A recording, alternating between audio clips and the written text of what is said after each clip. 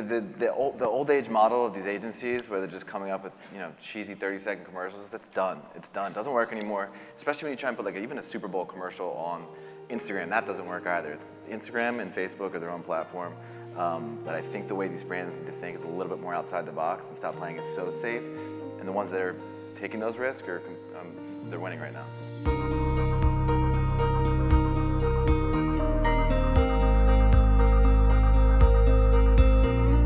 Very good news today. I just got the South by Southwest panel. This vlog is going to be a little bit different than normal. If you don't want to see this panel, I'll see you tomorrow. Just skip on through this. But if you want to learn how to dominate social media and how you make money off of it, watch this. Go ahead. Oh, real quick, before you watch, they asked us if we wanted an intro song, so I had the brilliant idea to play this song.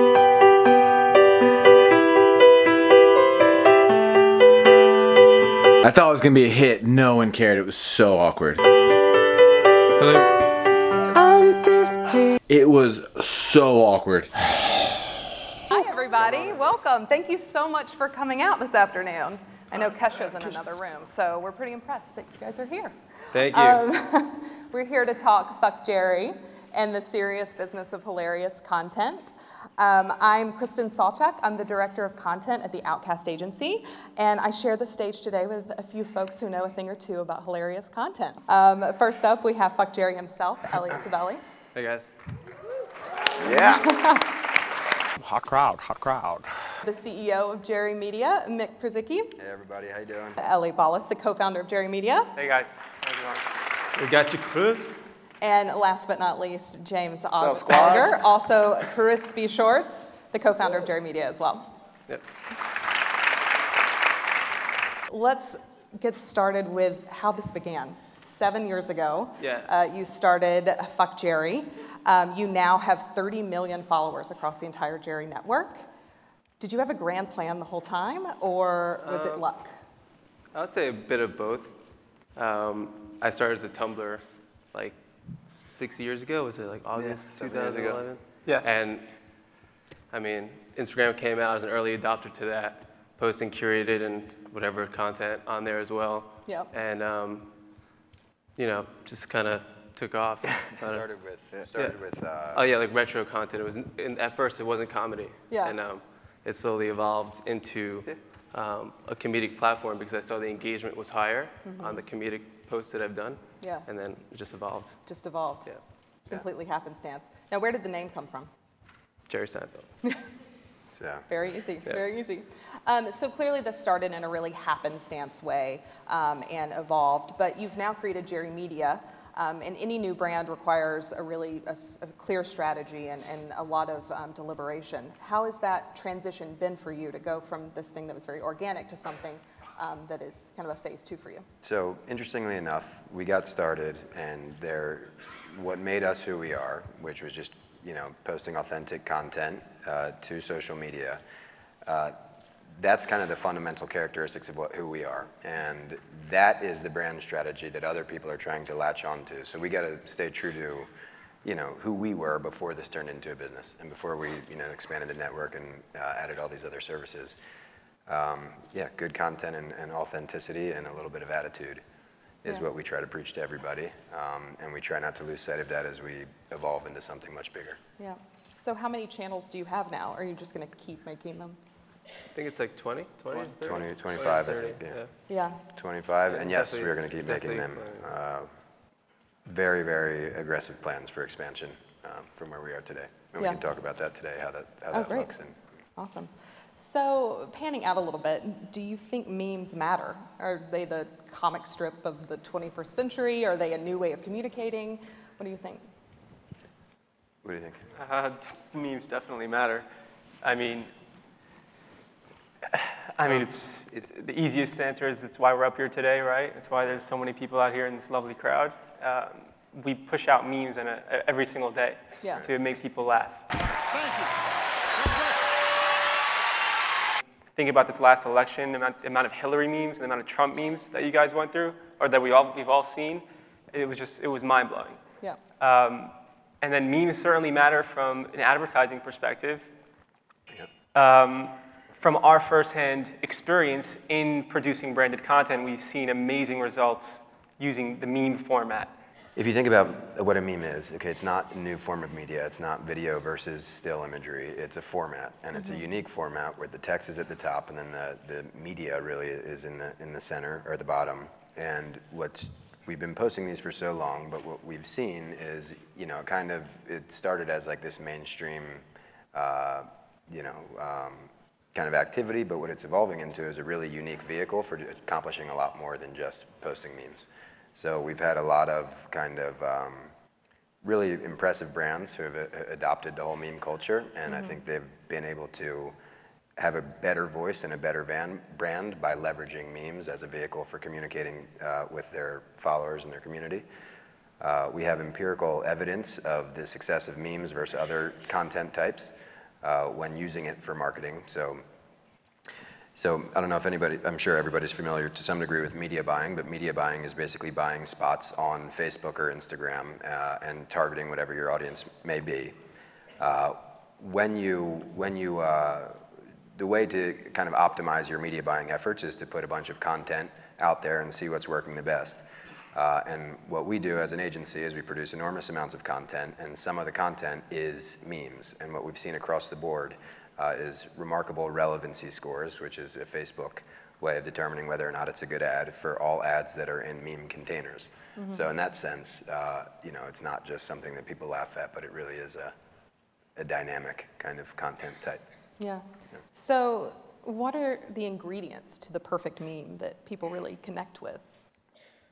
Is there a perfect formula? At the heart, like the heart and soul of a meme is like the relatability. Yeah. And it's usually topical stuff, but it might be stuff that's completely like random that nobody thinks about, like, or nobody expresses on their day-to-day life, but like hits like a pinpoint. You know, I don't know, is it a good example for it, but images do trend. So the Kermit the Frog, that's trending as an image, and basically you have a collective effort from everybody that's in the meme game trying to make hilarious memes around whatever's trending. And we've all seen situations in which, you know, individuals kind of got turned into a meme, you know, for lack of a better way of putting it. And so being relevant in that sense, making sure your photos are up to date, you know, and you're kind of staying with the trends with memes, that's another thing. This is not intentional, but the truth is we are marketing to a generation of ADD people, and being concise and succinct and kind of random and to the point just works, you know. And which is why memes are great. They're quick, you get the point, easily digestible, basically. Do you have a favorite brand that you work with? That's a good question. I can name a few. I do think we like brands, again, that are just willing to push the envelope a little bit and think about, you know, what we talked about earlier, being authentic, experimenting with new things, thinking and operating their company and their brand messaging as a millennial would. Bumble is one of our favorites for sure. Jack in the Box has done some remarkable stuff, I think. Burger King we like a lot. Yeah. We work with the brands that are willing to be a little bit more edgy, and you can see that in things like Jack in the Box and Burger King. Their product differentiates a little bit from their competitors, but the way you market is the only way you're going to connect with the people who are buying your products, and I think that's what we do a great job, especially like telling new clients, like it can be Windex. I would love to do a campaign for Windex. The challenge isn't in the product, it's the creative, and you have to be able to find a way to connect to the audience in a unique way. And it boggles my mind when CMOs of companies who are a little bit aged don't listen to us, and they give us their ideas about Instagram, and they don't even totally understand the platforms and how to connect, and even the words that are used on Instagram. Like we had a CMO who was who was an incredible brand, and she was just a little outdated, and she asked us what AF was, and this is just like a common scenario that we come through. It's our job to explain to them this is how you have to do it, and it's just a unique way. And I think brands are starting to evolve, just like those companies we just listed. I mean, the CMOs, the people running the show at Burger King are they're 25, 26 years old, and they're the ones that are taking risks, and like that's a dream partnership for us. Do you think we need more 26-year-old CMOs? Certainly. Yes. Yeah. It's a good question, actually. I feel like we need to explain a bit more about like who we actually are. Sure. As a company. Sure. Do you mind? Yeah, that'd be great. Memes really took off. His account blew up. I won't bore you with the details of how James and I got involved, but we all ended up together a couple years ago. And the current manifestation of the company is one social-first media company. So keyword is social first. We do believe in social media as a medium that is cannibalizing all of the other traditional mediums. And we are really focused on being the biggest social first media company.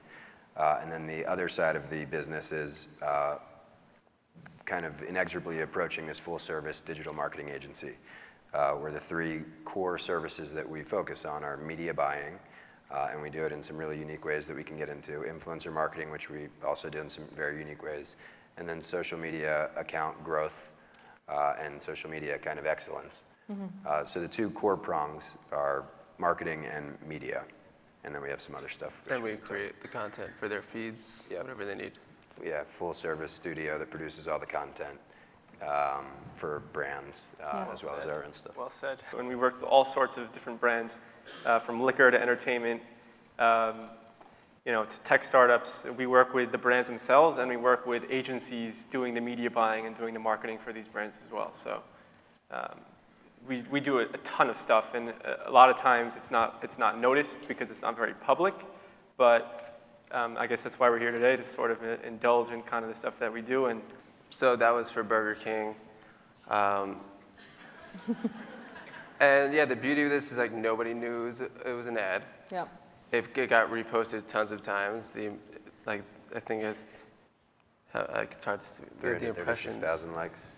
We can't see the impressions on here, but like, we've got tenfolds of what they expected just from this account because it gets reposted because the quality of content is so good. And that's the beauty of working with us, because we are not willing to compromise our brand, like we said, to just sell out to a brand. Like I think this post alone had 10,000 saves, and if it's saved, it's usually because they're intending to repost it. Yeah. So this on our channel got probably 7 million views, 8 million views, and then who knows how many other meme accounts posted it as well. Oh, wow. Mm-hmm. Yeah. Sorry, James, go ahead. No, go ahead. And this wasn't, the goal wasn't just to put this Fuck Jerry post up. I mean, the goal was, we worked with an agency that works with Burger King, and they wanted to do a full campaign, a social media campaign around what they did here, right? And we came together with a package that included, X number of total impressions and Y number of total engagements, and a bunch of branded content videos that we produced as well, spread out over the course of about a month. So it really was part of a full objective-based campaign. And this is just, one strong snippet of the entire thing. Clearly, a lot of your appeal with brands comes from your connection to younger audiences. I'm curious if the word millennial even means anything anymore. Yeah, actually, before we do jump into that, I do think there's something that he said which was interesting, which is when we market with memes, okay, so it might look a little bit simple when you just see the one Burger King meme, but we tend to do it with like campaigns, and the campaign objective at a high level is to truly shift mainstream opinion. So, we have had a number of occasions in which, so I'll give you an example, and I apologize if I offend anybody in the audience. I'm sure I'm gonna offend a lot of people who are wearing Michael Kors, but we started beating up on Michael Kors a little bit just because we thought it was funny. And they called us and they said, what the hell do we have to do to get you to stop? And the truth is, if we start pushing enough memes across our network, we set trends, and even I know Biden spoke here recently. The Biden phenomenon, where everybody was making fun of Biden and Trump and all that sort of stuff. We were pushing that out so darn much that it just kind of got that viral, activity going, and we try to do that with our brands. So even though one meme might look unassuming, an arsenal of them, becomes very effective. Pretty powerful. Definitely. I think that there's no denying that. Brands still want to reach millennials, right? We can discuss, I guess we could discuss whether or not they should be targeting millennials or not, but the fact is that that's their primary objective in terms of audience reach. You keep plugging Bumble to a bunch of 16-year-olds, and no one else is doing that in that space. Yeah. They're most likely going to be using Bumble in 3 years, 2 years. So getting ahead of the curve, I think is important. And it takes smart There's a lot of great marketers out there on the brand side of things, and I think it's going to be their competitive advantage is knowing how to get to these people. And that's also been a focus of ours, is like building accounts to the Gen Z. Yep. Yeah, accounts that people are not aware that we own and operate, but actually one is ironically called Pi, and today is Pi Day, so take note of that. But that has a few million followers and sees ridiculous amount of impressions per post. And you look at the account and you may not really get it unless you're 13. And if you're 13, you're probably not here. So, so you can look at it right now and the engagement's great. But this is we realize that it's important to reach that younger demographic because, like Elliot was saying, you have them for life. I mean, if you continually do the right thing and serve them the right product, you have them for life. That's why there was so much hype around Snapchat. Because they have that younger 13 to 17 demographic. Mm-hmm. I know you guys had a little bit of blowback a couple years ago around attribution and the ownership of content. How did you guys pivot? How do you approach that these days? A lot of times it's difficult because it's a meme. Yeah. Like a meme is something that just evolves and it's supposed to be viral, and like there is no ownership at the core of like what a meme is, how it's defined. The other thing no, go. Yeah, so I think like, if you think about the world, if you think about social platforms, one of the primary feature sets is the share button or the retweet button. So if you're on Tumblr, there's reblog. If you're on Twitter, there's retweet. If you're on Facebook, you share. And these, like one of the most fundamental characteristics of these platforms is the ability to repost other people's content as long as the attribution is correct and given. And it's inherent on a platform that allows you to retweet. On Instagram, however, there is not that option. So what you end up doing is screenshotting and reposting, but you have to make sure you're giving, the proper credit or attribution. And yeah, I was never like intentionally stealing someone's content, but then people brought it to my attention, like, oh, but this guy wrote this joke. I'm like, oh shit, all right. Now I got to start attributing the creators, and now we do. Yeah. We literally have a meme team. Yeah, we have 15 employees, people who work with us, and 5 of them that just create memes all day for brands, all day, and original memes. We also have a video team that does video work for brands. But comedians, I mean, these guys work their ass off their whole life to be a comedian. It's a tough business to be in. Yep. And then there's guys like me and some others that have this huge platform and are obviously monetizing it. And for them, they could look at that and be like, well, fuck these guys. They're not even funny. Yeah. But I get it. Yeah. I get that. What do you see on the horizon that maybe we don't see? Huge believers as Facebook as the greatest, maybe company in the world, actually. But I personally believe they're the best at social media. They're the king of social media, and they'll always be the king of social media. Snapchat is doing its thing, and it's certainly, now obviously a public company and massive, but they'll never be at the scale of Facebook. I mean, Facebook just, no matter what, tries and tries again to excel at product and to excel at revenue. If you haven't seen the Facebook ads platform, you gotta test it out. It is mind-blowing. It's actually mind-blowing what you can do to reach people on Facebook using their platform. Yeah, there's reasons why we are huge believers in Instagram and Facebook as a whole. So what's next for Jerry Media? We're open to actually partnering with a legacy media player. A company, for example, that we idolize is NBC Universal and their ability to invest in the right digital media properties, partnering with Snapchat to Vox to BuzzFeed to even now this News. So I could see ourselves eventually partnering with a legacy media player like that on the original content side. Another point is we are excellent at bringing products to market. I don't know if you guys are familiar, but we made this game called What Do You Meme? What Do You Meme is a party game, a physical party game you play with friends. It's meant to just hang around and drink and have a good time. We launched this thing on December 9th, and it's top 5 bestsellers in toys and games on Amazon every day since then. So, I mean, and that just didn't happen by chance. I mean, we know how to effectively market a product through organic and through paid reach and through content. So we hope to produce more products and distribute them at scale like we did with What Do You Meme? And apply that learning to the marketing side of things. So we basically, we didn't really get into it, but we do have a lot of kind of unique approaches to marketing that allow us as that most traditional agencies don't have, just by way of having 30 million followers, Yeah. We also have our own products, which kind of puts us back in the seat of an entrepreneur that allows us to relate to other businesses that we're working with. Yeah. So continuing to refine all of our kind of competitive advantages on the marketing side, and then institutionalizing that process so we can grow to hundreds of employees is what's in the future for us, we think. Thanks so much for coming, guys. So this brings up a great point. So I'm a brand manager at a pretty major CPG brand, consumer goods. And it's funny because we sit in the ivory tower watching kind of Wendy's, Jack in the Box, totally troll people and just kind of get all this pushback from, you're always going to piss somebody off. And when we look at you guys, we're like, well, what do you say to a shampoo brand or a soap brand or a Windex or a cleaning brand, right? Like, what do you say to us because I want to push that engagement, but obviously my manager is a 50-year-old who doesn't get it. So I'd love to hear your thoughts on it and what you would say to a big CPG brand. So there's, we've done things not only just from like a messaging perspective, but there's also a lot of innovation that's happening in terms of strategy. So I'll give you another example of a company called Dos Toros. We took the taco company. The taco company, New York, right? Yeah. So they are the same thing. They want to figure out how to differentiate themselves. They want to try unique strategies to marketing. What we did is we built out something called Pinto the Burrito, and it's just this cute little burrito, whatever it is. And we turned the burrito into an influencer.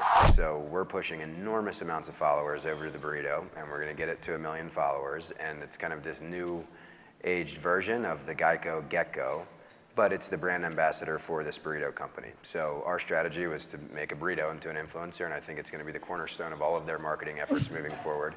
We could do the same thing with a soap bar. And as crazy as that is, you do some fun animations and you make it cool. So I think there's that, and then just messaging. Think like Dollar Shave, Axe, body. You're selling a body wash. The same thing applies. If you have good marketing, people are going to like your brand. I love Axe commercials. How much did Dollar Shave sell for? I mean, I think it was some ridiculous $1 billion, I think, for you can market anything. They've been around for only how many years, and they just knew how to market. People fell in love with the brand, and that's all. One of our clients, Fire Festival, just launched a big campaign. They're competing with Coachella. Nobody's ever heard of them, but we had a lot of major influencers post an orange tile. So Kendall Jenner posts this orange tile, raise awareness and curiosity and kind of mystery around this upcoming festival, and then use highly optimized media buying to target the same people who are scratching their head wondering why Kendall Jenner posted an orange tile. Do you find that engaging in a critical discourse about memes makes them less funny? I have no idea what the fuck that means. I'm sorry.